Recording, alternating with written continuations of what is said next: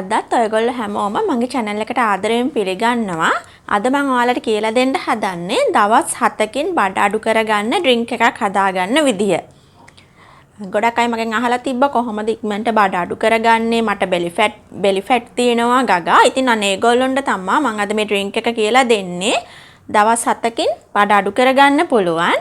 ඒ වගේම මේ ඩ්‍රින්ක් එක ස්වභාවික දේවල් යොදාගෙන තමයි අපි හදාගන්නේ. ඒ වගේම ඔයගොල්ලෝ මේ ඩ්‍රින්ක් එක දවසට දෙපාරක් බොන්න ඕනේ.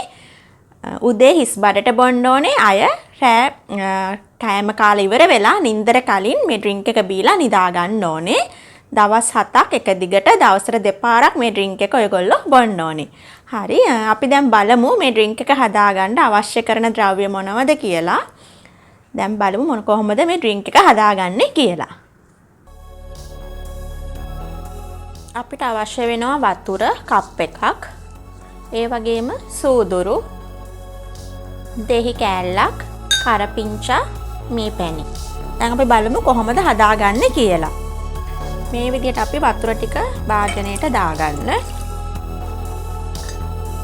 ඊට පස්සේ සූදුරු හැන්දක් මේ විදිහට එකතු කරන්න. ඊට පස්සේ මේක ලිපේ තියලා විනාඩි 10ක් 15ක් විතර හොඳට උණු කරගන්න ඕනේ. හරි දැන් අපි බලමු උණු කරාට පස්සේ කොහොමද මේ ටික ඉතුරු ටික හදාගන්නේ කියලා. දැන් මේ තියෙන්නේ අපි අර හදාගත්ත ඩ්‍රින්ක් එක උණු කරගත්ත සූදුරු ටිකයි වතුර ටිකයි හොඳට උණු කරගත්තට පස්සේ තමයි මේ තියෙන්නේ. ඔයගොල්ලෝ විනාඩි 10ක් 15ක් විතර මේක උණු කරගන්න ඕනේ. ඊට පස්සේ අපි මේ ටික හොඳට මේ විදිහට පෙරා ගන්නවා.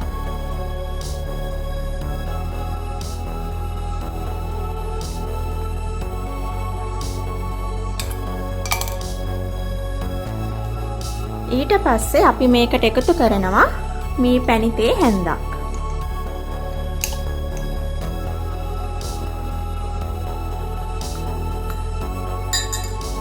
පස්සේ මේ ටික හොඳට කලවම් කරගන්න මෙහෙම.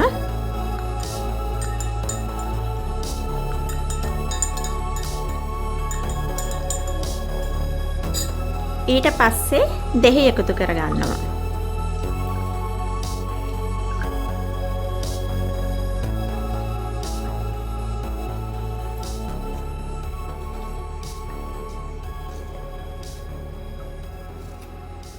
ඊට පස්සේ හොඳට කලවම් කරගන්න. ඊට පස්සේ කරපිංචා කොළ 5ක් විතර මේකට මෙහෙම දාගන්න.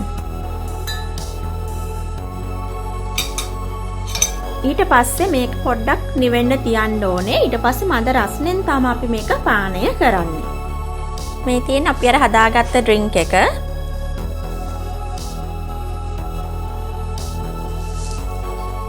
ඔයගොල්ලෝ මේ ඩ්‍රින්ක් එක දවසට දෙපාරක් බොන්න ඕනේ. දවස් 7ක් එක දිගට බොන්න ඕනේ.